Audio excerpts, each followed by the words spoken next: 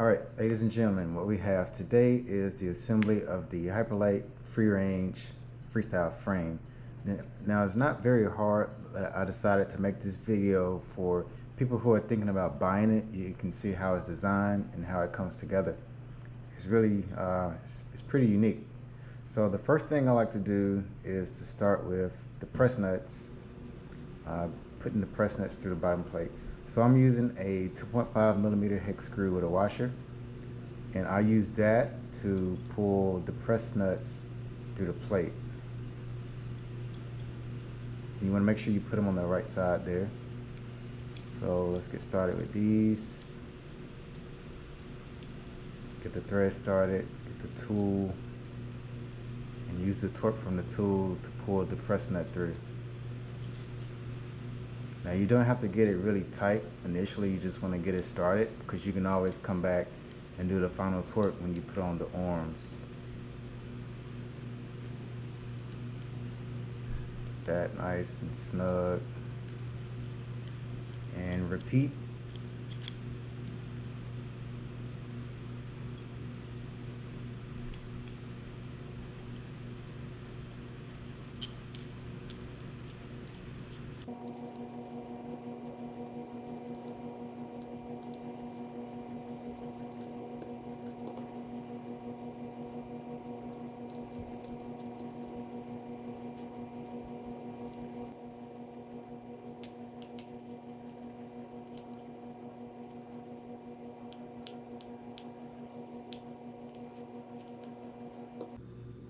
There, we're all done with the press nuts.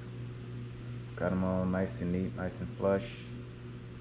So the next thing you do is you get the medium length screw and put it through the bottom, and we're going to put on the wrist standoffs. So the wrist standoffs are going to be the shorter standoffs. Get it started.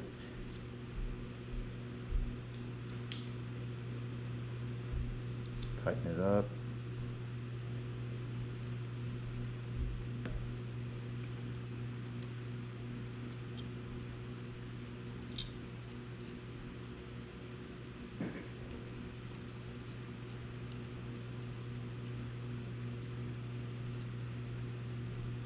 So one thing I noticed is it's really hard to get a good torque on it because the aluminum is so slick, so the standoff kind of just rotates.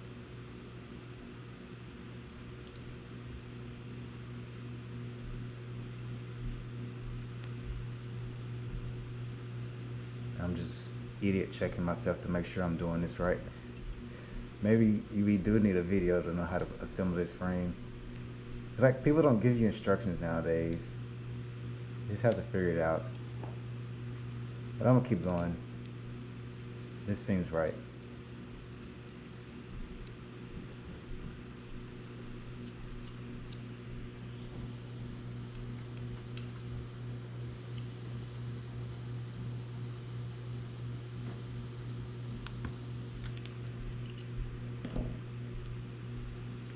One last standoff for the rear.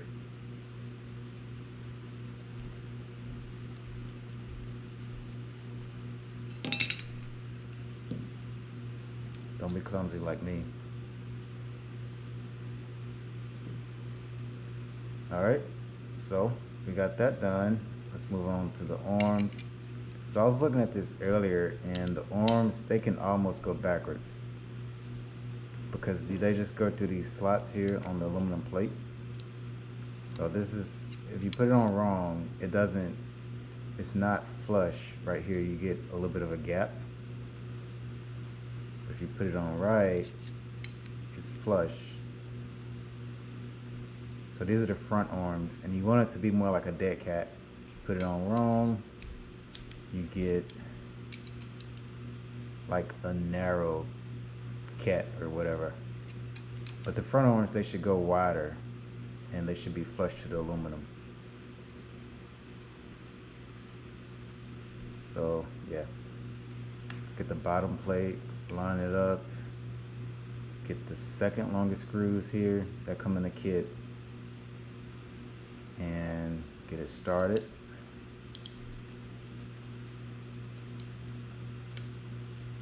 Come on.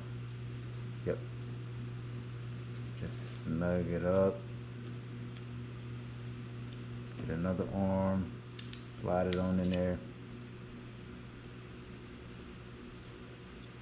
Yeah. This looks right. Get this one snugged up.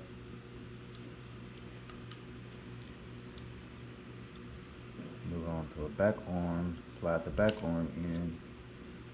Now the back arm can go in backwards too. But when you put the back arm in correct, or when you put it in incorrect, these holes at the back, the idle hole, it's masking. It's not lined up. So it's got some some error proofing for idiots. So you can't put it on wrong. You put it on right, boom, the hole lines up. And I can get my tool, well, the press nut is in there, so the tool won't go all the way through, but yeah. So let's get the screw, snug it up.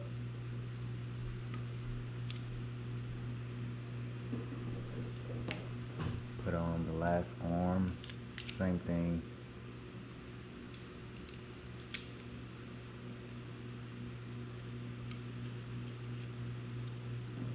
And then there's this center one.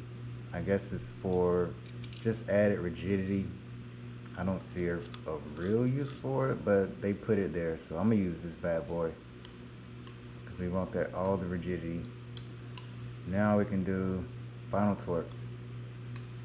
And I should have used Loctite. If you got Loctite, I would use it on these bolts. But I'm ill prepared, and yeah. So yeah, the arms are pretty tight. Not a lot of play in them. It's looking really good. It's pretty light in my hand, of course.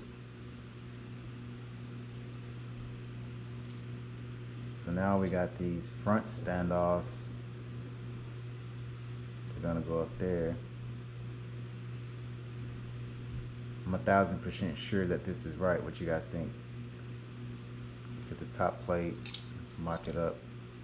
Yeah, this looks right. All right, we good. Let's get these front standoffs on.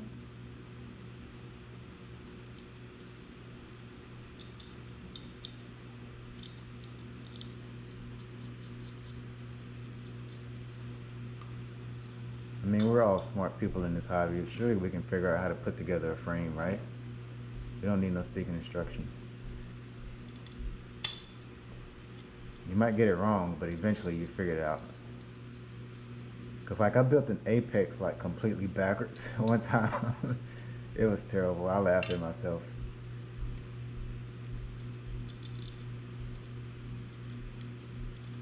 This is a pretty genius design. It's really unique.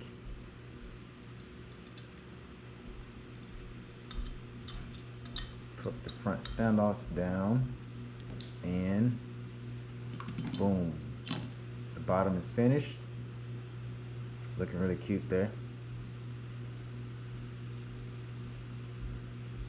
Yep.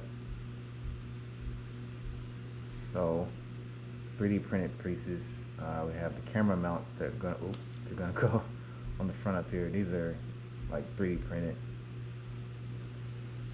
So when you put them on, you want to put it like more biased towards the inside. So these are made to fit micro cameras.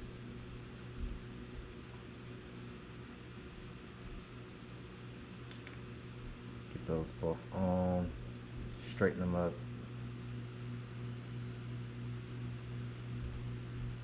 Yep, there you go, you got it, just like that. And now my OCD is kicking in, trying to get them nice and even. You can do that later. So, top plate.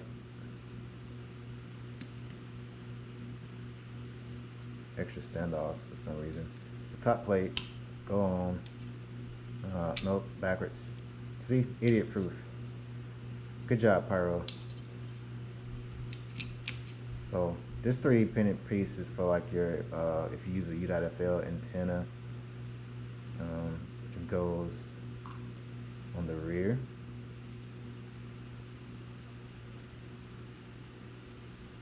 It goes on the rear like that.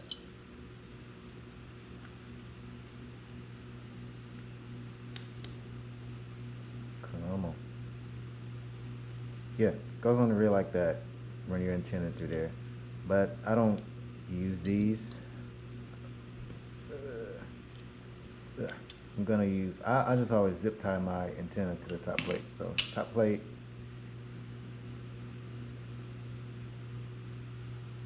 Oh, shoot, got it backwards again. All right, top plate. Just put it both on there and another bolt on here, just to save time. And voila, we are finished. It's all together. It's pretty neat, right? It's pretty well built. So this aluminum here is probably gonna be the weakest link of the frame, because aluminum is gonna bend instead of cracking. So a lot of stress is gonna go right in this area when you like belly flop, or like take a lot of load, and it's gonna, like that area is gonna take, and it's gonna put a lot of stress right here. So yeah, but we'll see how it does. We'll see how it holds up. It's pretty well made, pretty impressive.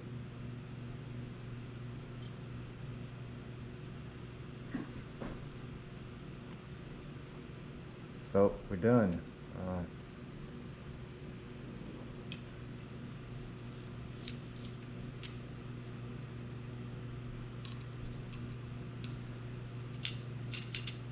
So yeah, that's that. We're done.